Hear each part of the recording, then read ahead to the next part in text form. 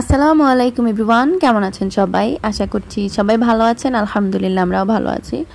তো চলে আসলাম আবার ডেইলি লাইফে। অনেক দিন ঘোরাঘুরি করে খুব ভালো সময় কাটিয়েছি। তো যেখানেই যাই না কেন দিন শেষে ফিরে আসতে হবে আপন নিরে। তো আমরা সেরকমই চলে এসেছি।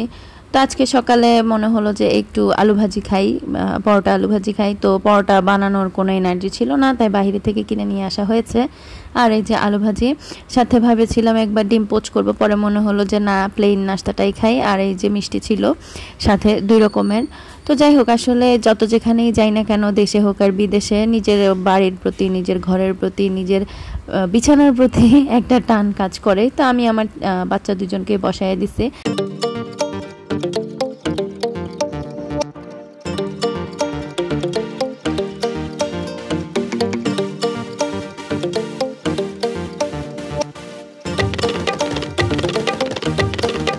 দেখতেই পাচ্ছেন এক বস্তা জামা কাপড় নিয়ে চলে আসছি।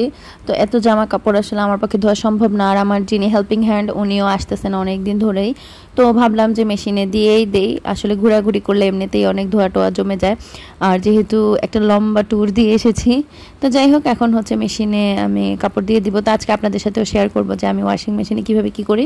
তো এখানে যেহেতু অনেক বেশি কাপড় চোপড় আর একটু ভালোই ময়লা হয়েছে, তো ভাবলাম যে আমি কিছু কাপড় দিব, তারপরে একটু ডিটারজেন্ট দিব, আবার কিছু কাপড় দিব, আবার ডিটারজেন্ট দিব, এভাবে করেই আর কি আমি ডিটারজেন্টটা দিই। আর এখানে যে ডিটারজেন্টের জন্য যেই কি বলে ডিসপেন্সারটা ছিল, সেখানেও কিছু ডিটারজেন্ট দিয়ে দিয়েছি। এখানে ডিটারজেন্ট দিলে হয় কি, পানির সাথে সাথে যায়, তো সব জামা কাপড়ে ভালো মতো মিশে না। তো আমি এখানে মেশিনটা চালু করে নিয়েছি।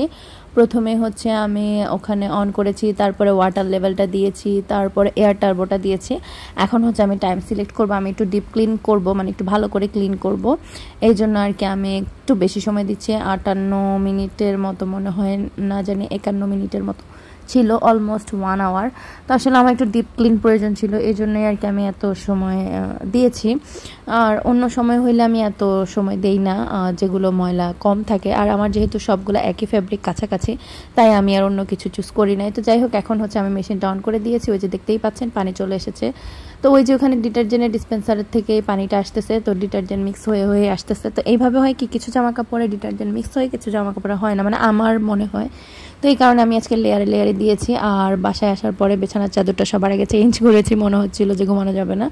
তো চলে আসলাম রান্না বান্নায়। আসলে যত যেখানেই যাই না কেন, খাওয়া দাওয়া তো মাস্ট। তো বাসায় এসেছি বলে যে রান্না বান্না করতে হবে না এমন কিছুই না। তো আমি এখন রান্না বসায় দিচ্ছি। আজকে আমাদের বাসায় গেস্টও আছে, আমার মামা শ্বশুর আর মামি শাশুড়ি।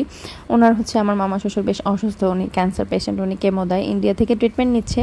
তো ইন্ডিয়া থেকে কেমোগুলো নিয়ে এসেছে বাংলাদেশে, এসে এখানে হসপিটাল থেকে দেন। তো ওনারা বাসায় আছে, তাই একটু রান্নাবান্নার প্রেশারটাও বেশি। তো আমি এখানে হচ্ছে চিকেন রান্না করব। চিকেনটা আমার বাচ্চাও খাবে, আবার মামার জন্যও ভালো হবে। তো চিকেনটা কীভাবে রান্না করতে হয় আমরা মোটামুটি সবাই জানি। তারপরে আমি আজকে আমার রেসিপিটা শেয়ার করছি। এখানে আমি প্রথমে তেল গরম করে পেঁয়াজ দিয়ে দিয়েছিলাম। পেঁয়াজ হালকা ভাজা হয়ে আসার পরে একটু লবণ দিয়েছি, তারপরে দিয়েছি এলাচি, দারচিনি। আর এখানে পুরো মশলার মিক্সটা আমি দিয়ে দিয়েছি। এখানে ছিল আদা, রসুন, জিরা, ধনিয়ার গুঁড়া, একটু গরম মশলার গুঁড়া, পানি দিয়ে মিক্স করে নিয়েছিলাম। চাইলে একটু টক দইও দিতে পারেন, বাট আমি টক দইটা অ্যাভয়েড করেছি যেহেতু আমার মুরগিটা ফ্রেশ ছিল। তো আমি শর্টকাটে এভাবেই রান্না করি, কে কীভাবে রান্না করেন শেয়ার করতে পারেন।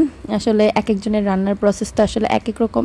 তো আমি যেখানে মশলাটা মিক্স করে রেখেছিলাম, তো ওখানে একটু পানি দিয়ে ধুয়ে আমি আবার পানিটা এখানে দিয়ে দিয়েছি। এবার একটু কষাই নিব। আর এই যে মুরগিটা ভিজিয়ে রেখেছিলাম, এখন মুরগিটা কেটে ধুয়ে পানিতে আবার ভিজিয়ে রাখবো। আমি মুরগি কয়েকবার ধুই, কেমন পিছলা পিছলা জিনিসগুলো যে থাকে, ওইটার জন্য আমার কেমন যেন একটু লাগে। তো এই যে এখানে মোটামুটি আলু টালু কেটে রেখেছি।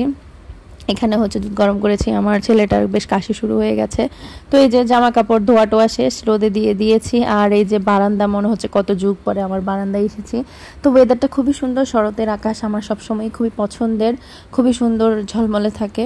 আর এই যে আমার গাছগুলো দেখতেই পাচ্ছেন, মাশাল্লাহ কত সুন্দর লাগছে দেখতে। রোদ এসে পড়েছে, তার উপর এত সুন্দর নীল আকাশ, সব মিলিয়ে খুবই সুন্দর লাগছে মাশাল্লাহ। তা আমার এই বেলি ফুলটা আমাকে খুবই স্যাটিসফাইড করেছে মাশাল্লাহ, অনেক ফুল হয়েছে, প্রতিনিয়ত ফুল হতেই থাকে। তো এই যে একটা ফুল নষ্ট হয়ে গেছে, আর আরেকটা ফুল এখনও ফুটে আছে মাশাল্লাহ। তো আমি ফুলটা নিয়ে নিচ্ছি, কারণ এটা আজকে এমনিতেই নষ্ট হয়ে যাবে। তো ভেবেছিলাম হাতে নিয়ে একটু ছবি টবি তুলবো, কিন্তু ফুলটা আমাকে ধোকা দিয়ে এসে নিচে পড়ে গেল। তো যাই হোক, এখন আমার সময় নেই আর ফটোশ্যুট করার। বাচ্চাগুলোকে গোসল করাবো, খাওয়াবো, আর অনেক কাজ, আবার ঘুম পাড়াইতে হবে যেহেতু অনেক টায়ার্ড ওরা। তারপর আমি হচ্ছে এই গাছটা ধরে দেখছিলাম, হাসনাহেনা গাছটা, হাসনাহেনা গাছেও কয়েকদিন আগে ফুল দিয়েছে, তো পাতাগুলো মরে মরে আছে, এটাকে একটু কেটে ছেটে ফ্রেশ করে দিব আর কি। তো যাই হোক, সামনে আমাদের আরও বড় একটা অকেশন আছে, ইনশাল্লাহ আপনাদের সাথে চেষ্টা করবো সব কিছু শেয়ার করার। তো এই যে এটা হচ্ছে আমার কুঞ্জলতা, আমার কুঞ্জলতাতেও মাসাল্লাহ অনেক ফুল হয়েছে। আমি আসলে এক্সপেক্ট করি না এত বেশি ফুল হবে, আর এখন মনে হয় কুঞ্জলতার ফুল হওয়ারই সময়, এই জন্য এত ফুল হচ্ছে।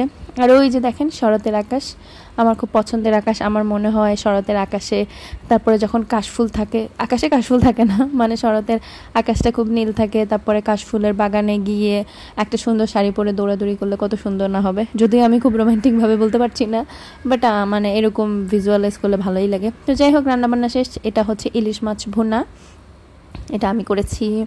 তারপরে হচ্ছে এখানে মুরগি, যেটা আমি রান্না করেছিলাম, সেটা একটু ঝালঝাল করে করেছি। বাচ্চারা আলু টালু দিয়ে খাবে আর কি, ঝোল আর খাবে না। এটা পটল, আলু পটলের তরকারি। এটা হচ্ছে বাইং মাছ, এটা আমার শাশুড়ি রান্না করেছেন। আর একটা হচ্ছে লাউয়ের শাক রান্না, এই রান্নাটা আমার খুবই পছন্দের।